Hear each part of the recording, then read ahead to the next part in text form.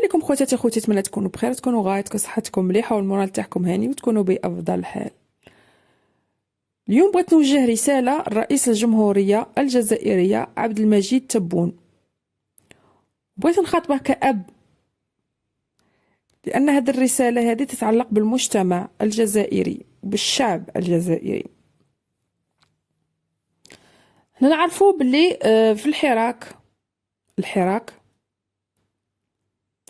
كانوا الناس مع المعارضة الهدامة، لأن كاين معارضة بناءة وكاينة معارضة هدامة نتاع زيطوط، والمهم هذوك تاع بقايا الفيس أو الفيس بشكل جديد، ماشي بقايا، يعني الفيس بشكل جديد وبهيئة جديدة وبمصطلحات جديدة، ولكن نفس الأفكار.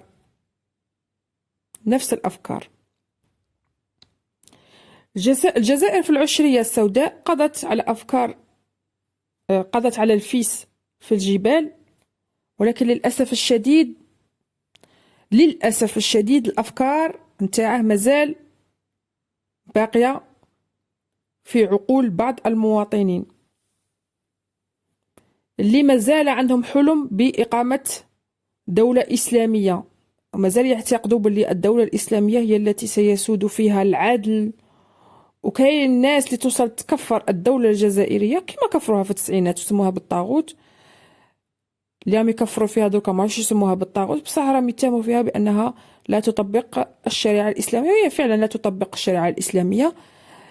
يعني ما كاش قطعية السارق ولا قتل المرتد ولا، لأنها جمهورية ديمقراطية بكل بساطة. حنا نعرفوا باللي كانت معارضة كبيرة يعني الرئيس الجزائري عبد المجيد تبون. ما بين ليلة وضحاها أصبح الشعب موالي لرئيس الجمهورية بعد حادثة مقتل جمال بن اسماعيل. الشعب كي شاف هذوك الصور، شاف الفظائع، دوك الفيديوهات تاع طريقة القتل اللي نشروهم القتلة، عرفوا باللي لازم دولة القانون. أنا نعيش في دولة. الشعب كان يستنى خطاب رئيس الجمهورية كي جبد جمال بن اسماعيل وتوعد بإلقاء القبض على القتلة. تم الشعب ما بين ليلة وضحاها أصبح مع رئيس الجمهورية. لذلك أنا راني نقول نتمنى من رئيس الجمهورية يدير خلية أزمة، لأن باش يكون مواطن جزائري صالح لازم يكون مواطن عالمي صالح، لأن الدول والشعوب تمشي على قيم كونية بها تتقدم. واللي راه يطبق الشريعة الإسلامية غادي يولي كي أفغانستان، يولي كيما أفغانستان. شكون اللي يبغي يعيش في دولة كيما أفغانستان؟ الناس اللي تركب قوارب الموت لا تتجه إلى الدول الإسلامية، وإنما تتجه للدول الأوروبية. وهذا الكلام واضح، بصح قليل اللي غادي يفهم علاش. لأن الدول الأوروبية باش تبني اقتصاد يعني ماشي يجيك واحد يهضر لك يقول لك البنوك ربويه وهذه وكاين حتى في الجزائر يهضر لك في البنوك الربا وهاد الصوالح، وخاصنا نديروا اقتصاد اسلامي. والاقتصاد الاسلامي باش بغيت تبني الاقتصاد الاسلامي بغيت تروح تسبي الشعوب وتروح تطيح عليهم الممتلكات وتجيب العبيد وتبيعهم. انا نتمنى من رئيس الجمهوريه يدير خلية أزمة، لأن كما احنا رانا نشوفوا الشعب راه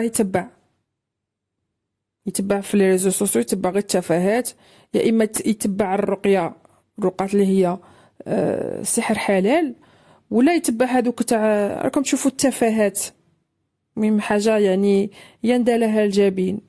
ناس فارغين وتافهين يتبع فيهم لانهم عايشين في اوروبا ما وراء البحار، وهذوك الناس اصلا ما اندمجوش في ديك الثقافه الاوروبيه، غيرهم عايشين وصاي يقولوا غير ديك الماكله والجوع وكاع.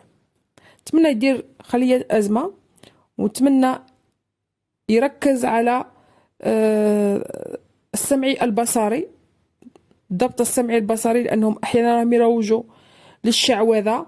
ونتمنى اي واحد، نتمنى انهم تكون مراقبه على الانترنت، ومراقبه على على هذا يعني المتطرفين الاسلاميين اعداء الوطن اللي يرونجوا الشعب، واللي يكون يلقوا اي فرصه انزلاق، يعني يرفدوا السلاح في وجه، يعني في وجه الدوله، في وجه الشعب. ناس اللي راهم يكفروا في الناس، الناس اللي راهم يتهموا في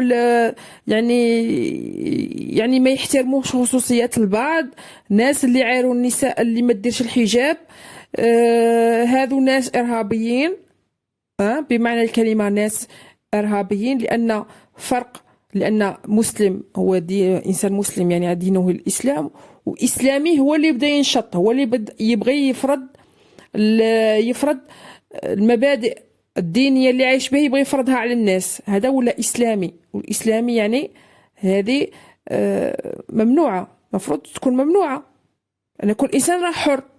وصلوا حتى المجاهدات وصلوا يهضروا فيهم يقول لك باش ما كانوش متحجبات. والجزائر لن تتطور بهذه العقلية. وصلوا هادو حتى قالوا لك باللي السياحة غادي تجيب لنا الدعارة. هادو ناس ناقصي العقول، قال لك السياحه في الجزائر غادي تجيب لنا الدعاره، كأن المرأة الجزائرية راها كاع سهله كيما هكا، غير تشوف اجنبي ولا انا شفنا الدول حنا، شفنا السياحه، ما كانش هاد الصوالح اللي فريسان. الناس مكابيت، ناس مكابيت مرضى.